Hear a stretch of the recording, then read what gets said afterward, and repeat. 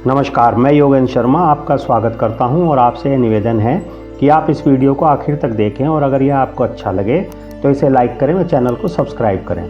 चलिए अब विषय पर चलते हैं। दोस्तों, आज इस एपिसोड में हम वास्तु की साउथ डायरेक्शन यानी दक्षिण दिशा के बारे में विस्तार से जानेंगे। जैसे यह किस कार्य या घटनाओं की कारक है और यहाँ की वास्तु शुभता क्या शुभ और अशुभता क्या अशुभ फल प्रदान करती है, इस दिशा में हमें क्या क्या निर्माण या गतिविधि रखनी चाहिए और इस दिशा में हमें क्या क्या नहीं करना चाहिए पर जानकारी प्राप्त करेंगे। दोस्तों, इस दक्षिण दिशा के स्वामी मृत्यु के देवता यम हैं और यहाँ के ग्रह देवता मंगल देव हैं। वैसे इस दिशा को कष्टकारी और बुरा प्रभाव देने वाली माना जाता है और अधिकतर लोग इस दिशा से बचते हैं। लेकिन अगर इस दिशा का प्रबंधन भी वास्तुशास्त्र के अनुसार हो तो यह दिशा भी अच्छा प्रभाव उत्पन्न करती है। दोस्तों, यह दिशा और इसकी शुभता प्रसिद्धि, आराम, पहचान और धन देने की दिशा है। यह दिशा शांति प्रदान करती है, इसलिए इस दिशा में सर रखकर सोने से अच्छी नींद आती है। इस दिशा में शास्त्रों के अनुसार निर्माण और स्थितियां होनी चाहिए जो शुभ फल प्रदान करती हैं।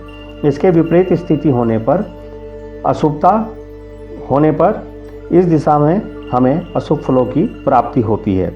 इसलिए इस दिशा का निर्माण करते समय इस दिशा का प्रबंधन भी अच्छी प्रकार देखकर करना चाहिए। जैसे हम इस दिशा को हमेशा उत्तर दिशा से भारी, ऊंचा और ज़्यादा से ज़्यादा बंद रखना चाहिए।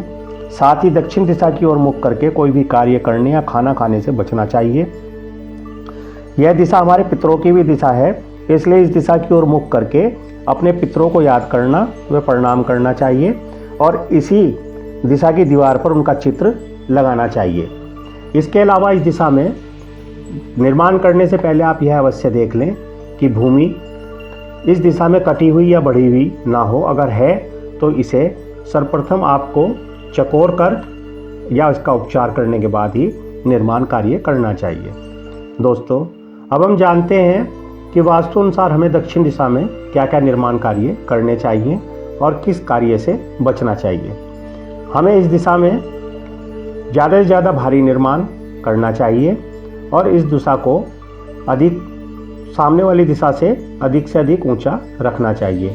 इस दिशा में हम बेडरूम, स्टेयरकेस, टॉयलेट दक्षिण मध्यम भाग से हटकर पश्चिम की ओर बनाना चाहिए। स्टोर, और इस दिशा में हमें कम से कम ओपन स्पेस छोड़ना है। अगर इस साइड में हम पेड़ पौधे लगाना चाहते हैं तो यहाँ पर बड़े वृक्ष लगाने की कोशिश करनी चाहिए। और इस दिशा में छत के ऊपर हम पानी की टंकी रख सकते हैं। इसके अलावा इस क्षेत्र में अपना लॉकर या कैश बॉक्स हम रख सकते हैं, लेकिन इसका मुख उत्तर या पूर्व की ओर होना सर्वश्रेष्ठ रहता है। इसके अलावा हमें इस दिशा में यह व्यवस्था नहीं करनी चाहिए, जैसे ट्यूबवेल, बोरवेल, कोई भी गड्ढा या सेप्टिक टैंक, पूजा घर, underground water tank, open space और रसोई घर। इन निर्माण को यहाँ पर अगर हम ना करें तो यह स्थिति शुभ फल देने वाली है।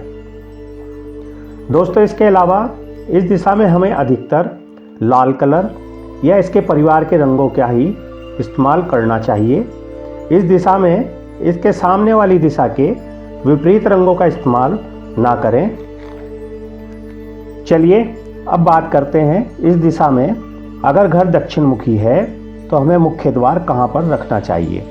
दोस्तों, इस दिशा में हमें शास्त्र अनुसार 4 पद मुख्य द्वार के लिए प्राप्त होते हैं। क्योंकि दक्षिण दिशा का विस्तार 45 डिग्री का है, इसलिए यहाँ पर हमें 11.25 अंश के 4 पद प्राप्त होते हैं। जैसे अग्निकोण के 2 पद, छोड़ने पर पहला पद, S3 जिसके देवता विथत हैं। यह पद डर, भय, अशांति की अशुभता प्रदान करता है या कारक है। इससे अगला जो पद है वह S4, इसके देवता गुरुक्षत हैं। यह पद सभी प्रकार का सुख, समृद्धि, धन धान्य, संतान, सुख, शुभ फल दायक होता है। इससे अगला जो पद S5 है, इसके देवता हैं यम और यह पद मृत्यु कष्ट कारक अशुभ पद है। इससे अगला जो पद है S6, उसके देवता हैं गंधर्व यह पद भी डर भय का कारक है और एक अशुभ पद है।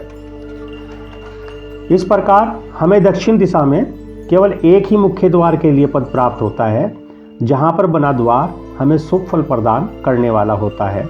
इसलिए नए मकान में इस पद पर द्वार रखना अति उत्तम होगा। और अगर आप पुराने मकान में यह व्यवस्था पहले से की है तो इसे या तो परिवर्तित कर सही पद पर ले जाएं। अगर यह संभव ना हो तो इस दिशा के मुख्य द्वार को उपचारित कर कुछ लाभ प्राप्त करने की कोशिश करनी चाहिए। दोस्तों, आज इस एपिसोड में हमने दक्षिण दिशा के बारे में जानकारी प्राप्त की और जाना कि हमें यह दिशा क्या फल प्रदान करती है और हमें यहाँ पर क्या क्या निर्माण कार्य करना चाहिए या नहीं करना चाहिए, और शास्त्रोक्त इस दिशा का प्रबंधन कर शुभ फल प्राप्त करना चाहिए। धन्यवाद।